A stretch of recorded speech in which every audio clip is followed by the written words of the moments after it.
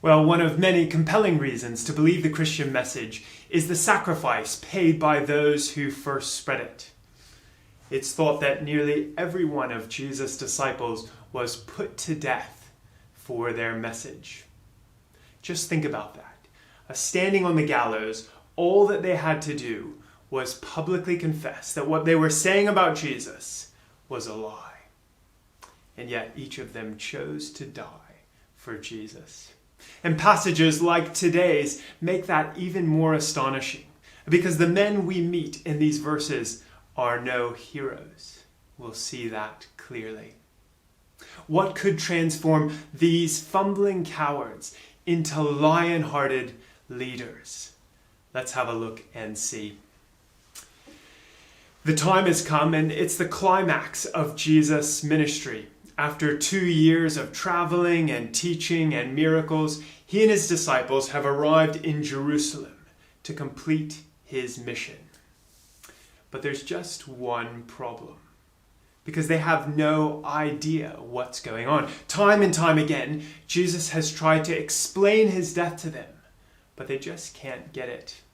He's just tried a few days ago on the way into Jerusalem, a sort of mock exam, and their answers could not have been more wrong. That's a problem, right? Those who are going to be responsible for carrying on his work have no idea what he's doing. Those who will lead his church can't explain the cross. His biographers are clueless. And Jesus only has 24 hours to change that. What will he do? Well, first, he shows them that they're missing something. Look down at verses 6 and 7. Chapter 26, verse 6 says, "While Jesus was in Bethany, in the house of Simon the leper, a woman came to him with an alabaster jar of very expensive perfume, which she poured on his head as he was reclining at the table." In Jesus' day, a common way of honoring someone was to anoint them or perfume them with some special oil. A perfume was a luxury item, a treat in a smelly world. And this woman takes that to the extreme. Mark's record of these events tells us that her bottle of perfume was worth a year's wages, 30 grand. Sometimes in a luxury store, in the airport, you might see a really costly bottle of perfume sealed up in a case. Now imagine someone cashing out all their savings and remortgaging their house to buy that bottle. Then inviting someone over, unscrewing the lid, and pouring it over their head. We'd probably react a bit like these disciples. Look at verse 8 and 9. Verse 8.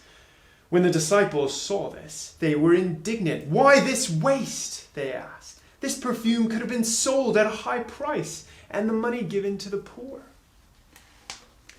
It's an understandable reaction, and we expect Jesus to back them up. He's just been teaching about how to use our resources well, and especially for the poor. But he doesn't do that. Look at verse 10. Verse 10 says, "Aware of this, Jesus said to them, 'Why are you bothering this woman? She has done a beautiful thing for me.'" Jesus not only tells off his disciples, but he affirms the woman, says that pouring out 30 grand on his head was a good financial choice, better than helping the poor. It's crazy. How can that be true? Well, Jesus says that it's beautiful because it points to his death. Look at verse 12 and 13. In verse 12, Jesus says, "When she poured this perfume on my body, she did it to prepare me for burial. Truly I tell you, wherever this gospel, is preached throughout the world, what she has done will be told in memory of her." Well, the disciples think it's a foolish waste of money, but Jesus says it's beautiful and worth remembering because it prepares him for burial.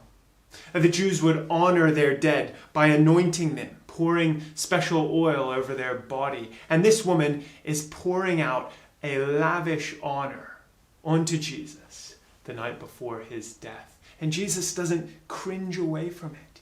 He celebrates it. He makes her an example because her extravagant gift highlights the incredible importance of his coming death. Think of all the things the woman could have done with 30,000 pounds. What would you do with that? Well, Jesus says that his death is more valuable to her and to you than any of those things. The disciples can't see that because they don't understand Jesus' death. And if we're struggling to understand, it's probably because we haven't understood Jesus' death. How do you react when you see people making costly sacrifices for Jesus, like giving up their evenings to tell young people about him, or making an awkward stand at work for him, or welcoming strangers into their home for Jesus? Or what about those who would give up a comfortable life to go to far-flung places for Jesus, who give up a steady income for a life of dependence, a top education for their children, for hardship and even danger? What do we think about that? We may have respectable excuses. Well, I need that time for my marriage, for my children. Or I need that money to look after my family. Or there are plenty of people here in England who need to hear about Jesus. But are those the real reasons? Or are they smokescreens to cover over our half-heartedness, our calculation that Jesus isn't worth that kind of sacrifice? Jesus is showing us what true Christianity looks like, using this woman's example as a mirror to expose the half-heartedness of his disciples and their failure to understand what his death is worth. He does it in love. He wants them to realize that they're missing something, that they haven't understood what he came to do. And he doesn't stop there. After exposing their cold hearts, he puts his finger onto their cheap loyalty. Look down at verse 14 to 16. Verse 14 says, "Then one of the 12, the one called Judas Iscariot, went to the chief priests and asked, 'What are you willing to give me if I deliver him over to you?' So they counted out for him 30 pieces of silver. And from then on, Judas watched for an opportunity to hand him over." The woman spent a year's wages to honor Jesus, but Judas is willing to sell him into shame for pocket change. In the Bible, 30 pieces of silver is an embarrassingly small amount. It's the payout for a dead slave in Exodus 21, or an insulting wage for a shepherd in Zechariah 11. In contrast with the woman's costly love, the contrast couldn't be stronger, and the consequences couldn't be greater. Judas' betrayal leads directly to Jesus' death, the killing of God. But as extraordinary as that is, Jesus will not let his disciples distance themselves from Judas. Verse 14, he's one of the 12, one of them. Jesus holds up Judas as a mirror and invites his disciples to examine themselves. Look down at verse 20 and 21.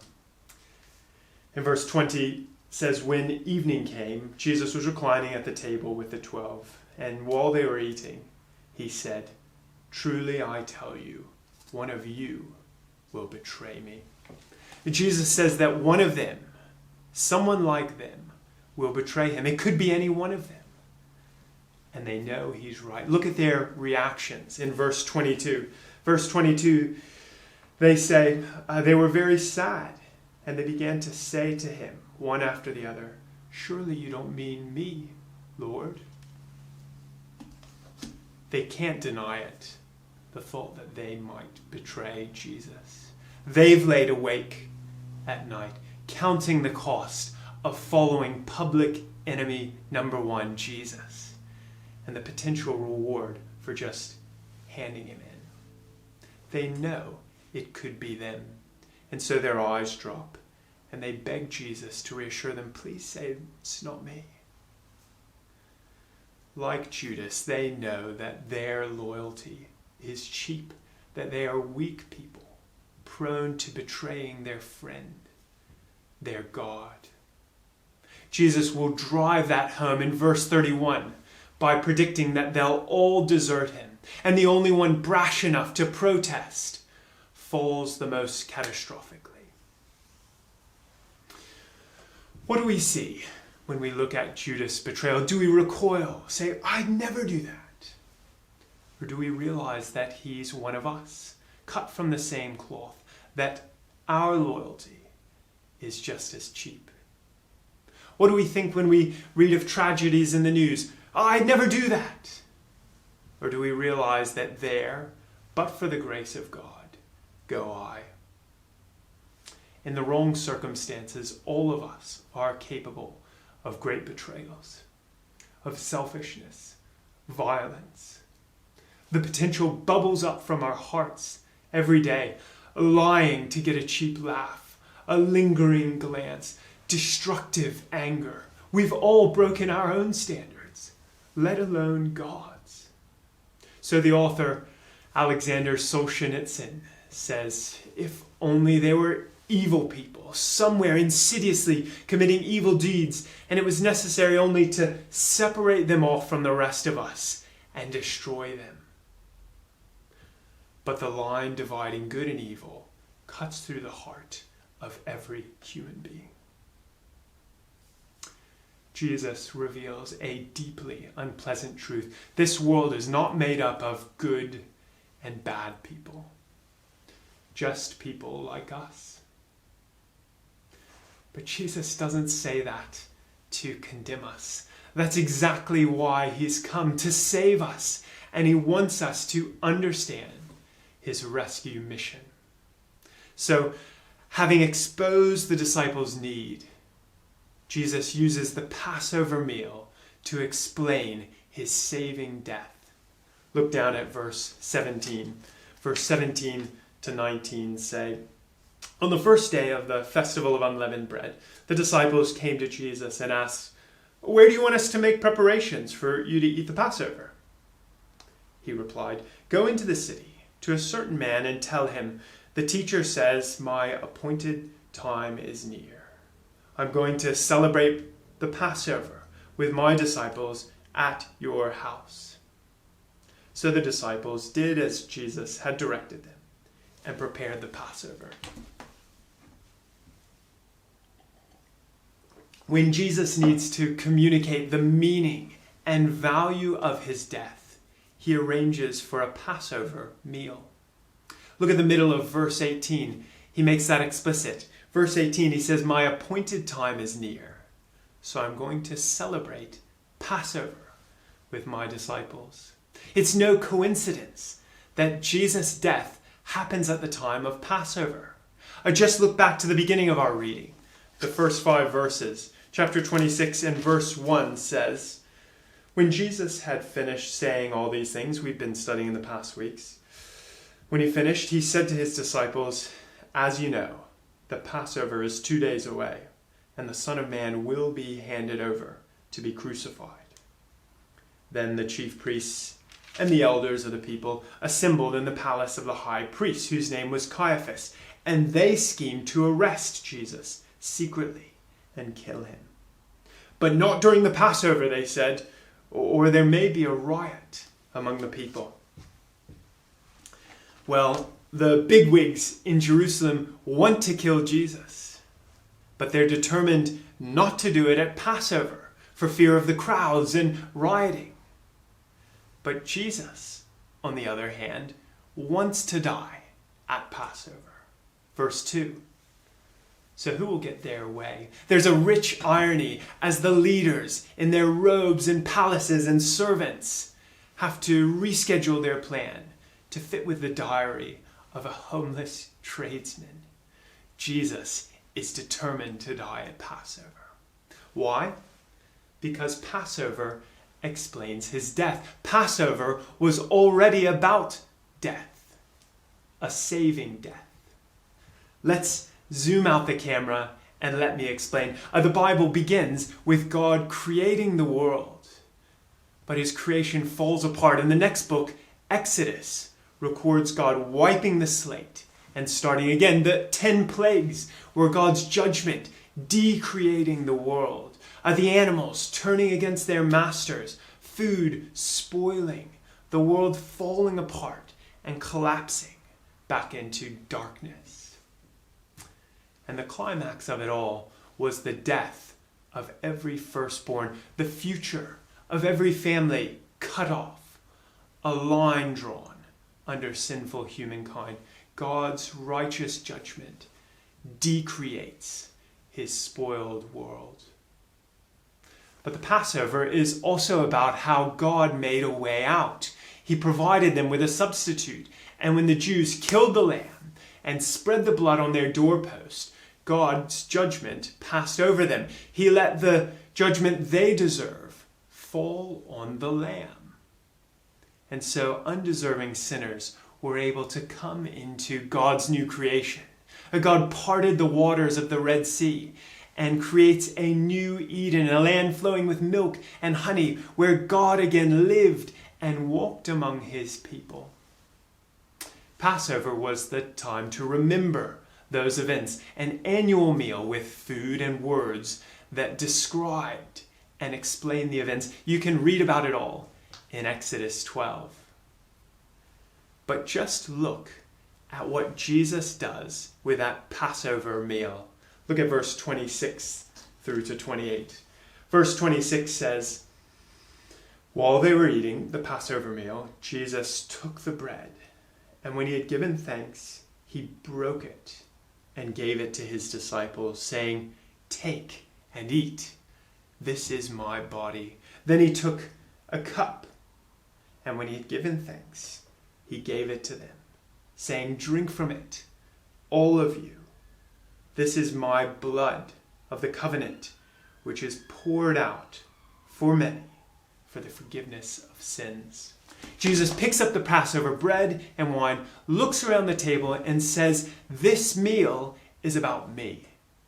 It doesn't just point back to the lamb. It points to my death.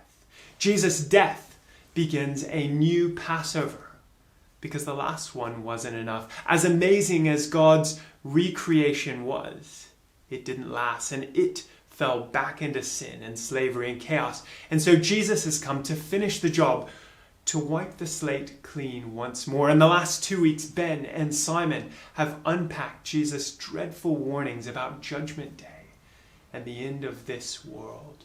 But Jesus' death is a preview of that day, a great decreation, when Jesus was crucified and the earth cracked and fell dark, and Jesus, the firstborn, is put to death. A line is drawn under sinful humankind. God decreates his spoiled world. But the cross is also the way out, as Jesus offers himself as a substitute. He is the Lamb who dies in the place of his people, and anyone who believes and trusts in Jesus' death is spared. The judgment we deserve falls on Jesus.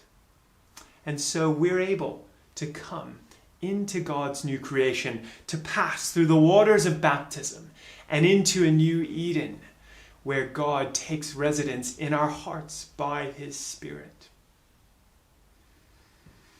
Well, God gave those Jews 10 days to prepare for their judgment day, to find a lamb who would be their substitute, so they wouldn't die, so they could be in his new creation.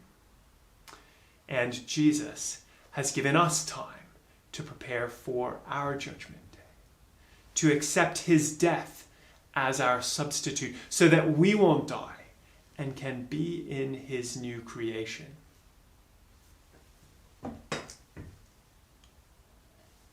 They remembered their recreation with a Passover meal. For Christians, It's the bread and wine of communion. A communion reminds us of Jesus' death on our behalf. Jesus doesn't tell us how often to take the bread and wine to share communion. The Bible doesn't say that much about it, apart from Paul's first letter to the Corinthians. The Passover was an annual event. Some churches share it every week. We at Danbury Mission City Church Chelmsford normally do so monthly. And as we break the bread, we remember Jesus' body broken for us. The wine pictures his blood poured out for us on the cross. Now, we don't think that the bread and wine literally become Jesus' actual body. They're symbols.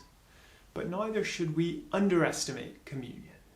Through faith, God really works through this bread and wine to sustain us. And so communion is one of two sacraments, visible signs that God commands and uses, the other being baptism. Jesus' death is a Passover rescue. He bears the judgment we deserve so that we can be part of God's new creation. That was the very gospel good news that transformed these fumbling deserters into fearless leaders ready to die for Jesus. So have you realized the meaning and the worth of Jesus' death? Are you ready for our judgment day? Will you be part of God's new creation? If so, please won't you join us on Sunday afternoons to share communion, to receive the body of Jesus broken for you, his blood poured out to forgive your sins. There's nothing more precious in all of the world. Let's sing a song now that celebrates Jesus, our great Passover